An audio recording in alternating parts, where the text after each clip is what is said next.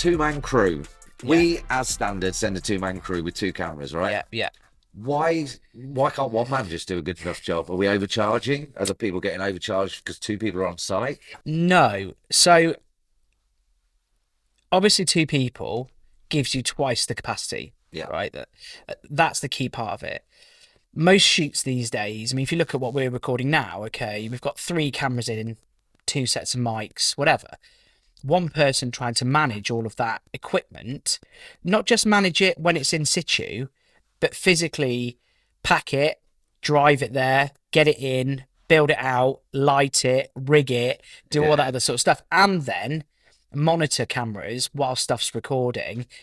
It's a pretty big ask. As well as listen to the conversation for any. And that's the key part. We do that on jobs, right? That's the key part. The key part for me isn't when we put in two-man camera crew, and most production companies are the same. Often what they're doing is they're putting 2 skilled camera people in, you know, like you or me or Nick, who works for us, Toby, who works for us, Michelle, who works for us, very skilled camera people, right?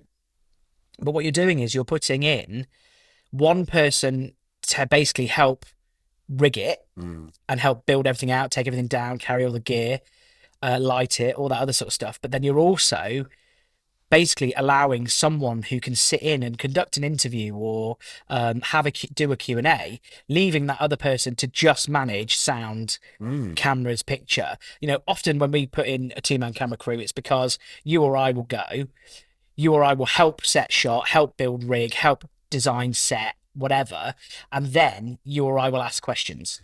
Yeah, which, I mean, we never charge for that, right? No, I don't think production companies do charge for that, but I think some do. It's a soft skill that is underrated. Well, it's a hard skill. I mean, you know, I'm a former journalist. You've worked with, you know, for the Young Journalists Academy, you know, so we know how to design questions. We know how to actively listen, how to follow up question, you know, and how to try and tease the very best out of the person in the chair, you know, because, you know, as often as I know that the person sometimes the other side of the chair, super nervous, doesn't want to be on camera. Absolutely not in their job description. Yeah, you know, because if you're going into a business to do like a business profile, for example, you know, and you've got you know, Darren, who's your receptionist, you know, or you've got, you know, Christine, who, you know, is a sort of junior member of staff who has just come into the business, putting them the other side of, you know, sometimes quite heavy looking production cameras, proper big, you know, these look small when they're, you know, when they're on rig, but they're, you know, once you've put screens and there's 3 of them and lighting and, you know, everything else, it all starts to be a little bit daunting. So I think a lot of our job and a lot of other production companies, you know, when they're doing that, is they are putting 2 camera people in. You cannot get away from that, skilled camera people. But what they're doing is they're giving you extra in other areas that you might not see. But it's also that follow-up question. You know, often skilled, quick question people who ask questions. You know, your James Cordens, your Piers Morgans, your Jeremy Paxmans. You know, your Fiona Bruces. You know, yeah. But your Fiona Bruces. You know.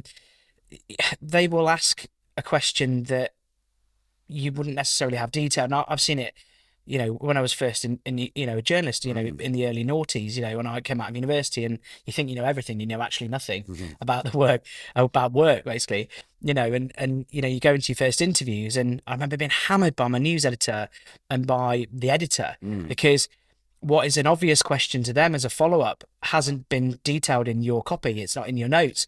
And I remember, like, vividly, you know, getting red pen on my copy and, you know, getting called into the editor's office. Why didn't you ask them that question? Why didn't you ask them that question? You know, and it was a hard lesson to learn.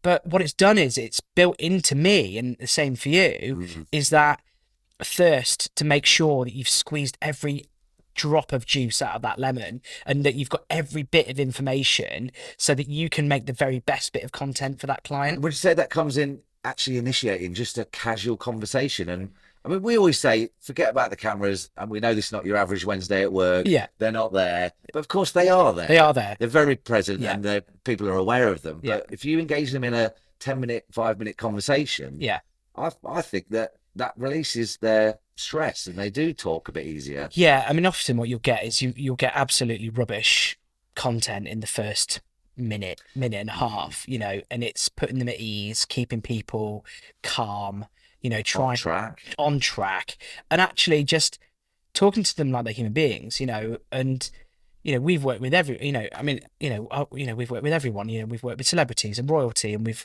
Toby's photographed, our phenomenal late Queen. Yeah. And most of the royal family.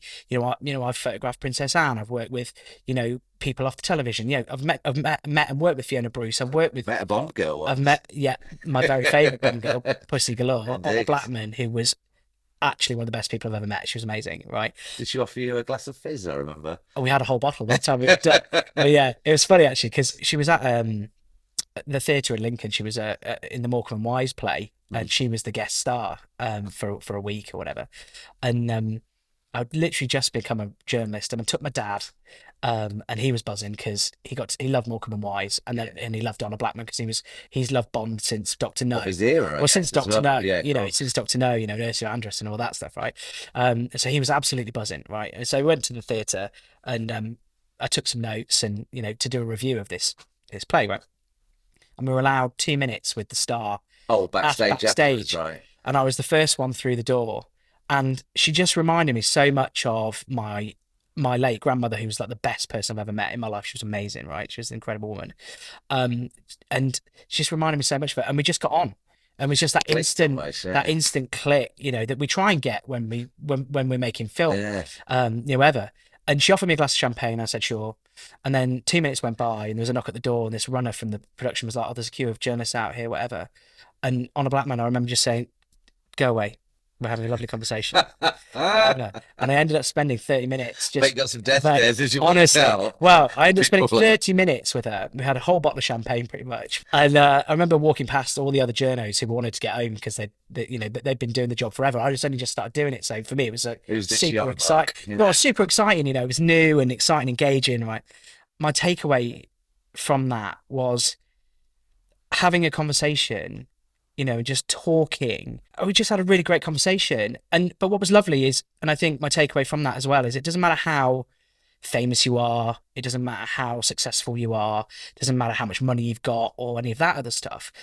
It's the time you give people. That time she gave me, I'll remember for the rest of my life. I had 30 minutes drinking champagne with a Bond girl, and I dine out on that story and have done for years. And thank you for mentioning it, because it gives you an opportunity. It gives me an opportunity to tell it again. Yeah. Right? And that's what video does for people. Yeah. And I think we try and do that in business. We try and leave people feeling warm. I know, but we've got way off topic here, in terms of why use a two-man crew. Why use a two-man crew? But that's to get the best content. To get the best content. Excellent.